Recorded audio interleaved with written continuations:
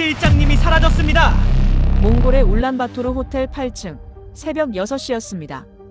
한국 국가안보실장이 사라졌습니다. 몽골과의 비밀 안보 회의를 위해 몽골에 머무르고 있었죠. 경호팀 8명이 복도를 지켰지만 아무 소리도 듣지 못했습니다. 모든 CCTV 중에 8층만 그 시간 기록이 정밀하게 삭제됐어요. 이건 공작입니다. 서울 청와대는 국가비상사태를 선포했습니다. 그 순간 세 나라가 동시에 움직였습니다. 중국이 국경으로 세계 사단을 이동시켰습니다. 러시아도 특수부대를 집결시켰습니다. 몽골은 긴급 안보 회의를 소집했습니다. 한국과 몽골 통합 이후 최악의 시나리오였죠.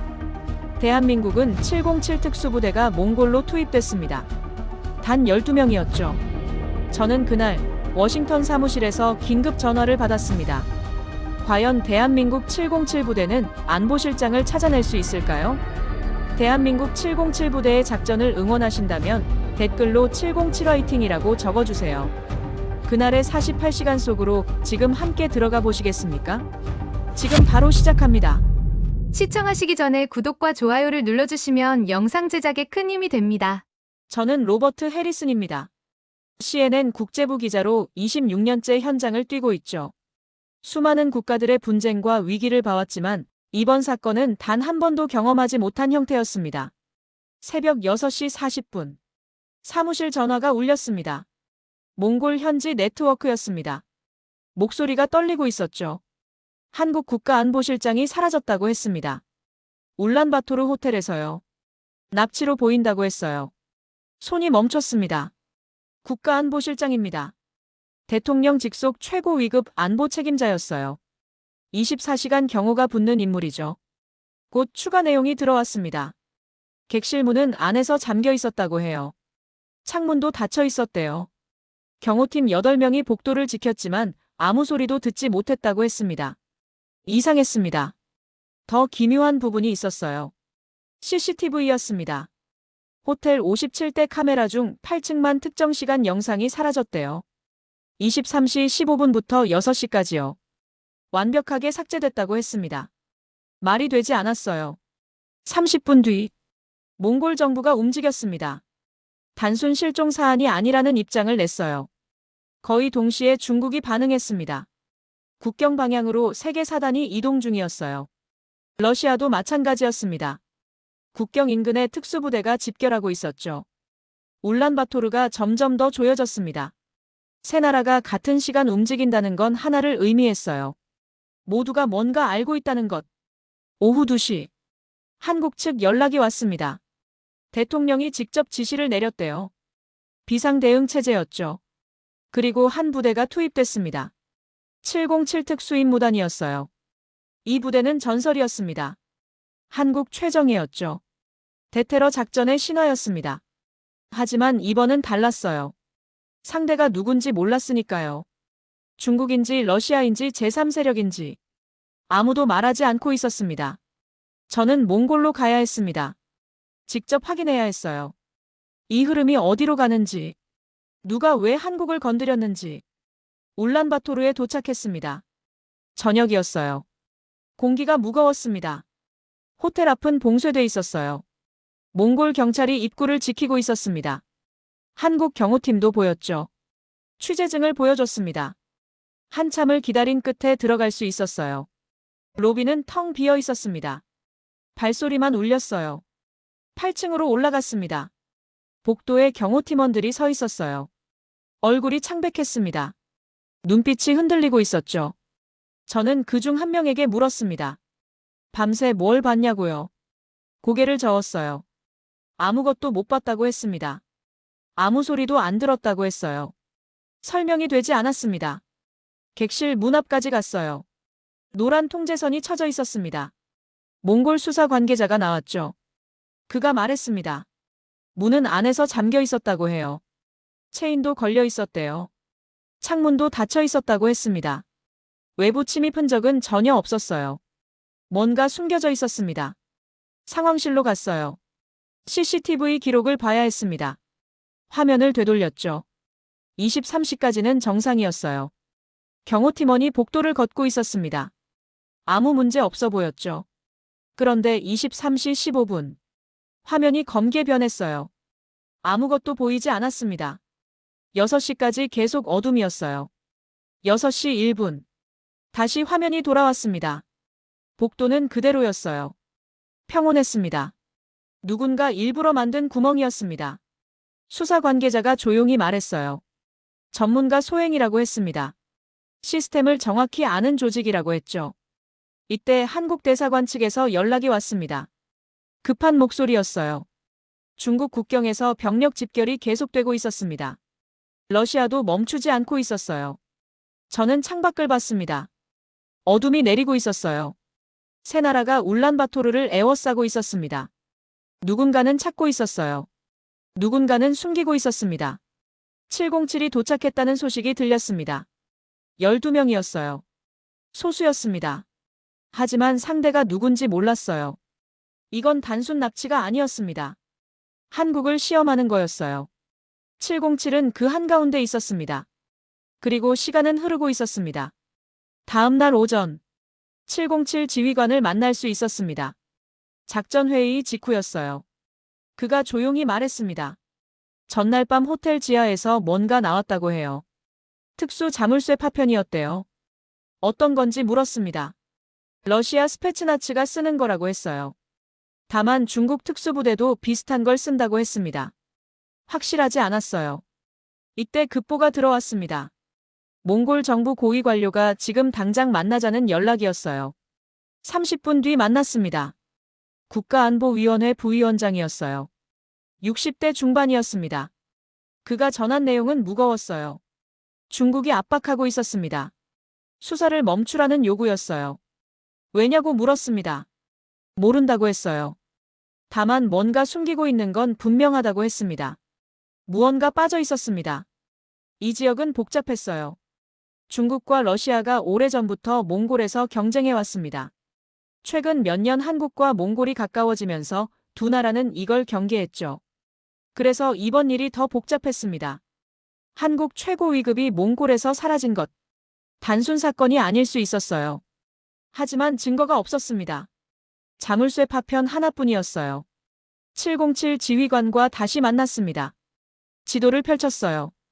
울란바토르 외곽이었습니다. 손가락으로 한 지점을 가리켰죠. 폐공장 지대였어요. 소련 시절 만들어진 곳이었습니다. 지금은 버려진 곳이었어요. 최근 누군가 드나든 흔적이 있었습니다. 왜 여길 보냐고 물었어요. 실종자가 흔적을 남겼다고 했습니다. 객실 침대 밑에서 종이 쪽지가 나왔대요. 숫자 하나만 적혀 있었습니다. 북위 좌표 일부였어요. 그 좌표가 이 폐공장을 가리켰죠. 의도가 있었습니다. 실종자는 미리 알고 있었던 것 같았어요. 위험을 감지했던 것 같았습니다. 그런데 왜 경호팀에 알리지 않았을까요? 혼자 해결하려 했던 걸까요? 더 큰 위협을 막기 위해서였을까요? 퍼즐이 맞지 않았습니다. 조각들이 흩어져 있었어요. 하지만 하나는 분명했습니다. 시간이 없다는 것. 지휘관이 일어났어요. 오늘 밤 작전한다고 했습니다. 폐공장으로 간다고 했어요. 함께 가겠다고 했습니다. 고개를 저었어요. 위험하다고 했습니다. 상황은 더 복잡해지고 있었어요. 하지만 707은 멈추지 않았습니다. 밤이 깊었습니다. 호텔 객실에 있었어요. 707은 이미 출발했습니다. 지휘관이 통신 접속을 허락했어요. 최소한만 듣게 해준다는 조건이었습니다. 1시간이 지났습니다. 첫 보고가 들어왔어요. 목표 지점 도착. 폐공장은 조용했습니다. 또 1시간이 흘렀어요. 건물 진입 완료. 1층 수색 결과 아무것도 없었습니다. 지하로 내려간다는 통신이 들렸어요. 그 후 소식이 끊겼습니다. 5분. 10분. 손에 땀이 났어요. 갑자기 급한 목소리가 들렸습니다. 뭔가 발견했다고 했어요. 지하 3층에 밀폐 공간이 있었습니다. 특수 잠금 장치가 달려 있었어요. 하지만 사람은 없었습니다. 다만 흔적이 있었어요. 혈흔이었습니다. 소량이지만 분명했어요. 그리고 실종자 시계가 바닥에 떨어져 있었습니다. 저는 최악을 떠올렸어요. 하지만 지휘관은 달랐습니다. 아직 살아있다고 봐야 한다고 했어요. 왜냐고 물었습니다. 시계가 일부러 떨어뜨려진 것 같다고 했어요. 메시지라고 했습니다. 저항했다는, 포기 안 했다는. 하지만 문제가 있었어요. 폐공장 전체를 뒤졌지만 실종자는 없었습니다. 707이 모든 곳을 확인했어요. 다시 원점이었습니다. 새벽 3시. 707이 돌아왔어요. 지휘관은 다시 분석한다고만 했습니다. 객실로 돌아왔어요. 침대에 누웠습니다. 잠이 오지 않았어요. 26년간 많은 걸 봤습니다. 하지만 이번처럼 막막한 적은 없었어요. 새벽 4시. 전화가 울렸습니다. 모르는 번호였어요. 낯선 목소리였습니다. 몽골어였어요. 짧았습니다. 국경을 보라고 했어요. 전화가 끊겼습니다. 저는 즉시 지휘관에게 연락했어요. 국경을 확인해야 한다고 했습니다. 1시간 뒤, 몽골 정보기관으로부터 소식이 왔어요. 중국 국경 근처에서 이상 움직임이 포착됐습니다. 차량 한 대가 심야에 국경으로 갔어요. 국경에서 멈췄습니다. 뭔가 인계된 것으로 보였어요. 위성 영상 분석 결과였습니다. 차량은 국경에서 잠시 있다가 돌아갔어요. 무엇이 오갔는지는 불명확했습니다. 그 한 줄이 모든 걸 바꿨습니다. 새로운 가능성이 열렸어요. 실종자가 살아있을 수 있다는 것. 국경을 넘어 이동했을 수 있다는 것. 지휘관의 목소리는 신중했습니다. 가능성은 있다고 했어요. 하지만 국경 너머는 중국이라고 했습니다. 더 복잡해진다고 했어요. 그래도 달라졌습니다. 작은 빛이 보였어요. 단서가 생겼습니다. 707은 다시 움직이기 시작했어요. 동쪽 하늘이 밝아왔습니다. 48시간이 흘러가고 있었어요. 하지만 끝나지 않았습니다. 실종자는 살아있을 가능성이 있었어요. 707은 포기하지 않을 것이었습니다. 마지막까지. 국경 단서. 그게 전부가 아니었습니다. 707 지휘관이 저를 다시 불렀어요. 새벽 5시였습니다. 폐공장에서 발견한 게 더 있다고 했어요. 컴퓨터 하드디스크였습니다.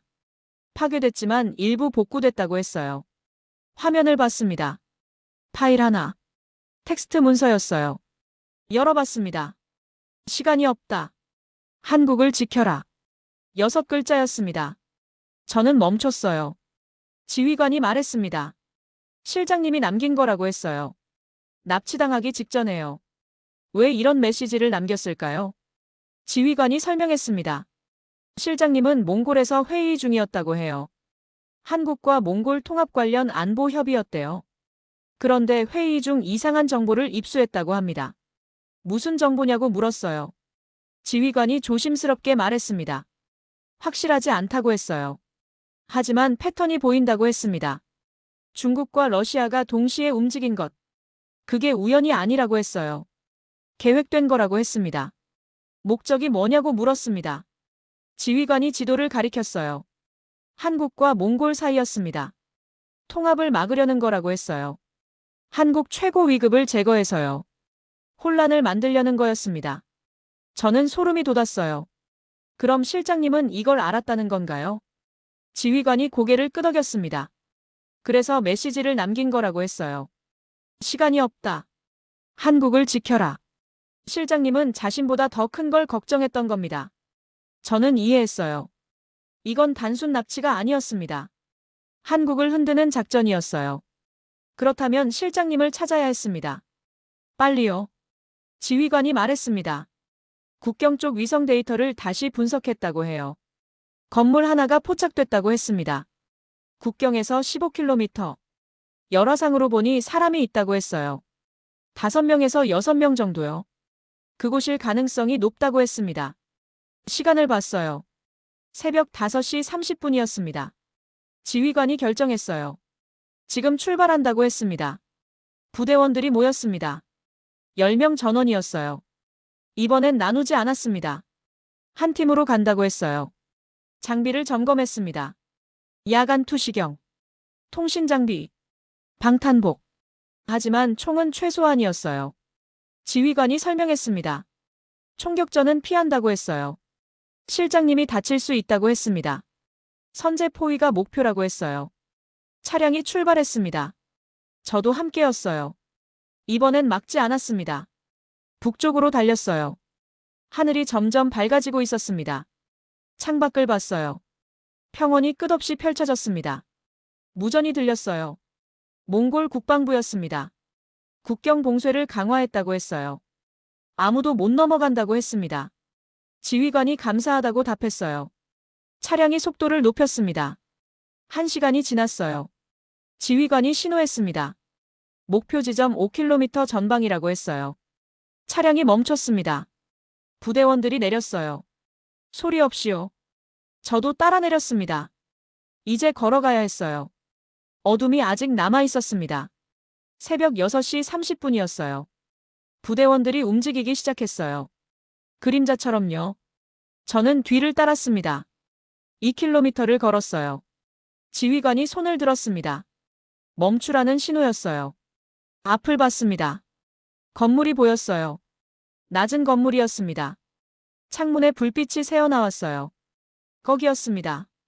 지휘관이 쌍안경을 들었어요. 한참 봤습니다. 그리고 조용히 말했어요. 사람이 움직인다고 했습니다. 4명 정도라고 해요. 실장님은 안 보인다고 했습니다. 아마 안에 계실 거라고 했어요. 부대원들이 흩어졌습니다. 건물을 포위하기 시작했어요. 천천히요.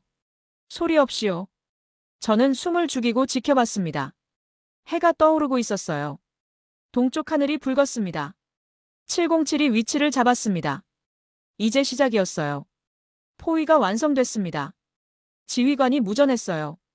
각 팀 위치 확인. 답이 왔습니다. A 위치 완료. B 위치 완료. C 위치 완료. 건물이 완전히 둘러싸였어요. 지휘관이 확성기를 들었습니다. 러시아어로 말했어요.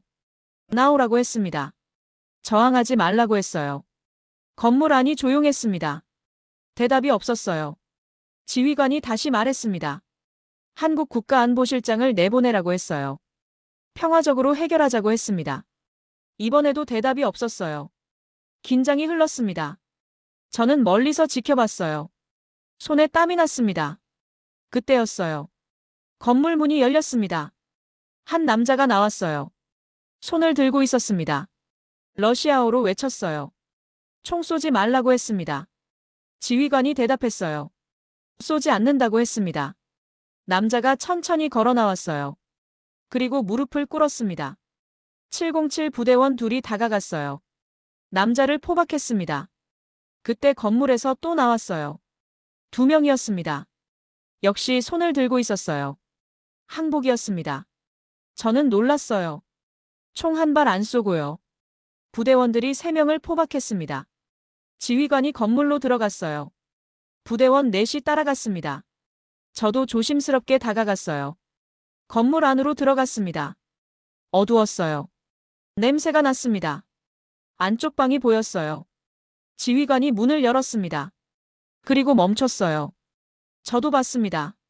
한 사람이 의자에 앉아 있었어요. 한국 국가안보실장이었습니다. 살아계셨어요. 손이 묶여 있었지만 다친 곳은 없어 보였어요. 지휘관이 다가갔습니다. 실장님이라고 불렀어요. 안보실장이 고개를 들었어요. 눈이 마주쳤습니다. 그리고 조용히 말했어요. 늦지 않았다고 했습니다. 지휘관이 밧줄을 풀었어요. 안보실장이 일어났습니다. 비틀거렸지만 걸을 수 있었어요. 부대원이 부축했습니다. 밖으로 나왔어요. 해가 완전히 떠올랐습니다. 붉은 빛이 평원을 비췄어요. 안보실장이 깊게 숨을 들이쉬었습니다. 그리고 지휘관을 봤어요. 감사하다고 말했습니다. 지휘관이 고개를 숙였어요. 대답하지 않았습니다. 안보실장이 다시 말했어요. 메시지를 봤냐고 물었습니다. 지휘관이 고개를 끄덕였어요. 안보실장이 말했습니다. 시간이 없다고 했어요. 빨리 돌아가야 한다고 했습니다. 한국에 알려야 할 게 있다고 했어요. 무슨 내용이냐고 물었습니다. 안보실장이 잠시 망설였어요. 그리고 조용히 말했습니다. 이건 시작일 뿐이라고 했어요. 더 큰 계획이 있다고 했습니다. 중국과 러시아가 움직이고 있다고 했어요. 한국과 몽골의 통합을 막으려고요.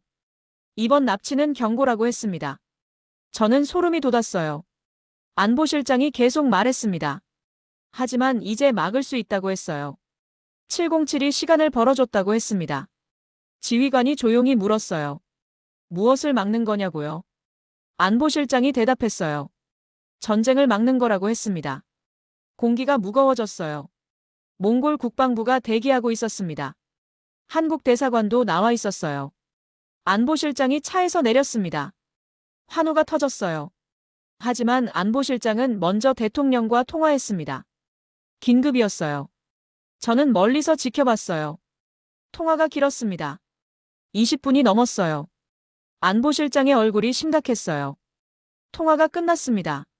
안보실장이 몽골 국방장관과 만났어요. 회의가 시작됐습니다. 저는 취재진 대기실에 있었어요. 1시간이 지났습니다. 회의가 끝났어요. 안보실장이 나왔습니다. 기자회견을 한다고 했어요. 회견장이 꽉 찼습니다. 안보실장이 단상에 올랐어요. 카메라 플래시가 터졌습니다. 안보실장이 말했습니다. 먼저 감사하다고 했어요. 707에게요. 몽골 정부에게요. 한국 국민에게요. 그리고 설명했습니다. 이번 사건은 단순 납치가 아니었다고 해요. 계획된 공작이었다고 했습니다. 목적은 한국과 몽골의 통합을 막는 것, 혼란을 일으키는 것, 신뢰를 무너뜨리는 것. 하지만 실패했다고 했어요. 왜냐고 누군가 물었습니다. 안보실장이 대답했어요. 707이 있었기 때문이라고 했습니다. 신속했다고 했어요. 정확했다고 했습니다. 포기하지 않았다고 했어요. 덕분에 더 큰 위기를 막았다고 했습니다. 어떤 위기냐고 물었어요. 안보실장이 잠시 침묵했습니다. 그리고 조심스럽게 말했어요. 회의 중 문서를 입수했다고 했습니다. 암호화된 통신 기록이었다고 해요. 내용이 충격적이었다고 했습니다. 중국과 러시아가 3단계 계획을 세웠다고 해요. 1단계는 한국 고위급 제거. 저였다고 했습니다. 2단계는 몽골 내부 혼란 조성. 친중 세력 지원이었다고 해요. 3단계는 통합 무효화. 국제사회 압박이었다고 했습니다. 하지만 1단계에서 막혔다고 했어요. 707 덕분이라고 했습니다. 48시간 안에 구출되면서 계획이 무너졌다고 해요. 기자들이 술렁였습니다. 저도 놀랐어요. 이렇게 큰 계획이었다니요. 안보실장이 계속 말했습니다. 이제 2단계와 3단계는 불가능하다고 했어요. 왜냐면 증거가 있으니까요. 국제사회가 알게 됐으니까요. 그리고 무엇보다 한국과 몽골의 신뢰가 증명됐으니까요. 회견장이 조용해졌어요. 저는 그 말이 가슴에 와닿았습니다. 회견이 끝났어요. 밖으로 나왔습니다. 거리가 달라져 있었어요. 사람들이 나와 있었습니다. 광장으로 모이고 있었어요. 저도 따라갔습니다. 수우바타르 광장이었어요. 수천 명이 모여 있었습니다. 한국 국기를 들고 있었어요. 몽골 국기와 함께요. 환호가 들렸습니다. 한 노인이 울고 있었어요. 기쁨의 눈물이었습니다. 젊은이들이 노래를 부르고 있었어요. 한국어로요. 우리는 하나다라고 외쳤습니다. 저는 카메라를 들었어요. 이 순간을 담아야 했습니다. 한 아이가 제게 다가왔어요. 그림을 보여줬습니다. 707 부대원 그림이었어요. 우리의 영웅이라고 써 있었습니다. 저는 미소 지었어요. 광장 한쪽에 대형 화면이 있었습니다. 뉴스가 나오고 있었어요. 미국 CNN이었습니다. 한국 707 구출 작전을 보도하고 있었어요. 앵커가 말했습니다. 놀라운 작전이라고 했어요. 총 한 발 없이 성공했다고 했습니다. BBC도 보도했어요. 신뢰의 승리라고 표현했습니다. UN 사무총장 성명도 나왔어요. 평화적 해결의 모범 사례라고 했습니다.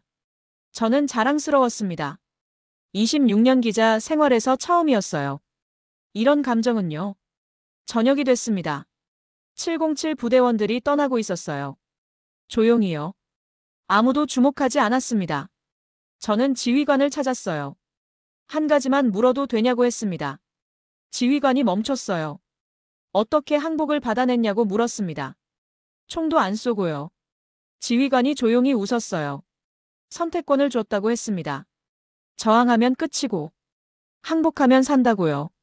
명확했다고 했어요. 그래서 그들도 선택했다고 했습니다. 그리고 덧붙였어요. 총을 쏘는 건 쉽다고 했습니다. 안 쏘는 게 어렵다고 했어요. 하지만 안 쏴야 이긴다고 했습니다. 진짜로요. 저는 그 말을 이해했어요. 지휘관에게 다시 물었습니다. 가장 어려웠던 순간이 언제였냐고요. 지휘관이 잠시 생각했어요. 그리고 대답했습니다. 폐공장이 비어있을 때라고 했어요. 모든 걸 다시 시작해야 했다고 했습니다. 하지만 포기하지 않았다고 했어요. 왜 포기하지 않았냐고 물었습니다. 지휘관이 조용히 말했어요. 실장님 한 분이 아니었다고 했습니다. 3억 국민의 신뢰가 걸려 있었다고 했어요. 그 무게를 알았다고 했습니다. 저는 고개를 끄덕였어요. 부대원 하나가 옆에서 말했습니다. 처음엔 시간과 싸우는 줄 알았다고 해요. 하지만 아니었대요. 신뢰와 싸우는 거였다고 했습니다. 지키는 거였다고 해요. 저는 그 말이 가슴에 와닿았어요. 지휘관이 떠났습니다. 부대원들도 따라갔어요. 저는 그 뒷모습을 봤습니다. 그들은 조용히 사라졌어요. 군중 속으로요. 환호도 없었습니다. 인터뷰도 없었어요. 하지만 저는 알고 있었습니다. 몽골 사람들 마음속에 영원히 남을 거라는 걸요. 26년 기자 생활에서 처음이었습니다. 이런 순간은요. 전쟁 없는 승리, 피 없는 구출, 신뢰로 이긴 작전, 707이 보여준 거였어요. 며칠이 지났습니다. 저는 여전히 몽골에 있었어요. 변화가 일어나고 있었습니다. 한국 정부가 성명을 발표했어요. 몽골과의 통합이 확고하다고 했습니다. 몽골 의회도 결의안을 통과시켰어요. 만장일치였습니다. 국제사회도 반응했어요. 미국이 지지 성명을 냈습니다. 유엔도 환영한다고 했어요. 중국과 러시아는 침묵했습니다. 저는 안보실장을 다시 만났어요. 출국 전이었습니다. 한 가지만 물어도 되냐고 했습니다. 안보실장이 고개를 끄덕였어요. 시간이 없다. 한국을 지켜라는 무슨 뜻이었냐고 물었어요. 안보실장이 창밖을 봤습니다. 잠시 침묵했어요. 그리고 조용히 말했습니다. 앞으로 더 큰 도전이 온다고 했어요. 통합은 시작일 뿐이라고 했습니다. 중국도 러시아도 쉽게 포기하지 않을 거라고 했어요. 하지만 두렵지 않다고 했습니다. 왜냐고 물었어요. 안보실장이 미소 지었습니다. 707이 있으니까요. 한국 국민이 있으니까요. 그리고 몽골이 함께하니까요. 신뢰가 있으면 이긴다고 했어요. 저는 고개를 끄덕였습니다. 워싱턴으로 돌아가는 비행기였어요. 창밖을 봤습니다. 몽골이 멀어지고 있었어요. 26년간 수많은 사건을 취재했습니다. 전쟁, 재난, 분쟁. 하지만 이번처럼 희망을 본 적은 없었어요. 707이 보여준 건 무력이 아니었습니다. 헌신이었어요. 총을 쏘지 않고 이긴 작전. 신뢰로 지킨 평화. 그게 진짜 힘이었습니다. 비행기가 구름 위로 올라갔어요. 노트북을 열었습니다. 기사를 써야 했어요. 제목을 정했습니다. 707 시간이 아니라 신뢰로 이기다. 타자를 쳤어요. 한국은 작은 나라였습니다. 하지만 707은 세계에 보여줬어요. 크기가 아니라 정신이라는 걸요. 무력이 아니라 신뢰라는 걸요. 그게 진짜 승리라는 걸요. 저는 그날을 기억합니다. 새벽 폐공장에서 본 메시지를요. 시간이 없다. 한국을 지켜라. 그 6글자가 모든 걸 바꿨어요. 707이 움직였고, 한국이 지켜졌고, 신뢰가 증명됐습니다. 앞으로 더 큰 도전이 올 거예요. 안보실장의 말처럼요. 하지만 저는 알고 있습니다. 한국에는 707이 있다는 걸요. 포기하지 않는 사람들이 있다는 걸요. 그들이 있는 한 희망은 계속될 거예요. 저는 그날을 아직도 잊지 못합니다. 저는 그날을 아직도 기억합니다. 몽골 새벽 평원을요. 707의 침착함을요. 시간이 없다. 한국을 지켜라는 메시지를요. 그들이 보여준 건 단순한 구출이 아니었습니다. 신뢰를 지키는 것이었어요. 이 이야기가 오늘 여러분의 마음에도 작은 빛이 되었으면 합니다. 시청해주셔서 감사합니다. 구독과 좋아요는 영상 제작에 큰 힘이 됩니다.